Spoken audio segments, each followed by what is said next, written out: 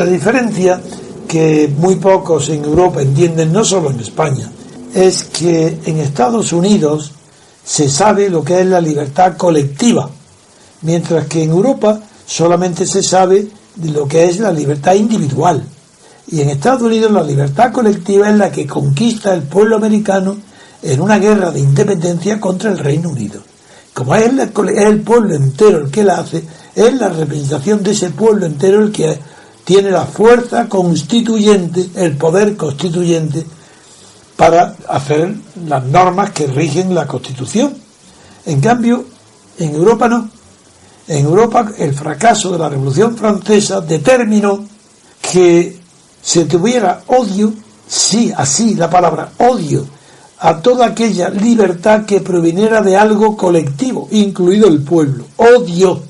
Y no hay un solo filósofo, incluido Rousseau, ninguno en Europa, que pueda comprender que la libertad colectiva es la libertad constituyente y que donde no hay libertad colectiva no hay constitución legítima, ninguna.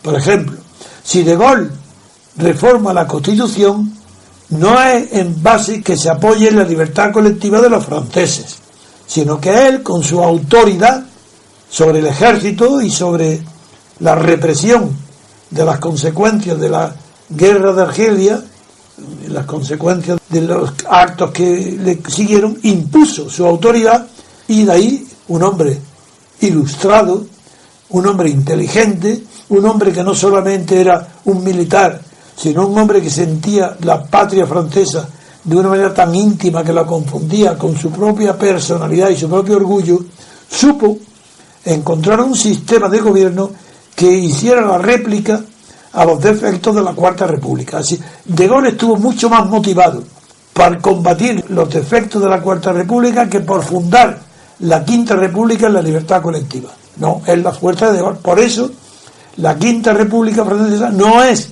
una democracia completa. Se ha acercado mucho a ella, pero De Gaulle no tenía, siendo un hombre muy inteligente y culto, no tenía los suficientes conocimientos de filosofía política para saber cuáles son los requisitos mínimos, formales, indispensables para que se funde una democracia auténtica, como sí pasó con Estados Unidos. En Estados Unidos fue más fácil porque el protagonista era el pueblo que había ganado la guerra. Ese era el que era libre. Él conquistó su libertad ante el Parlamento inglés.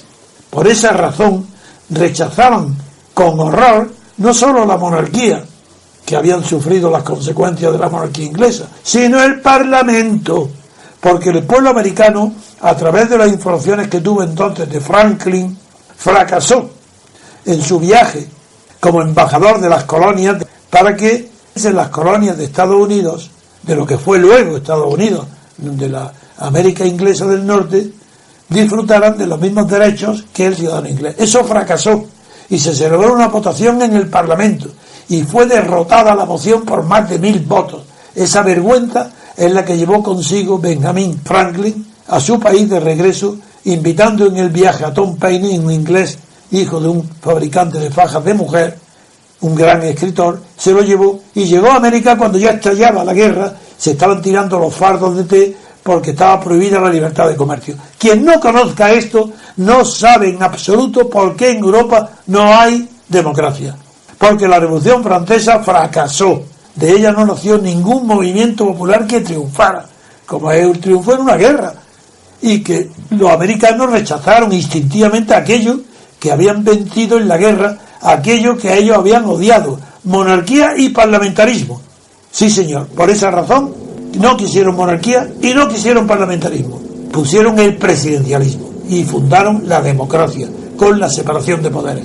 Esto era necesario explicarlo así de sencillamente.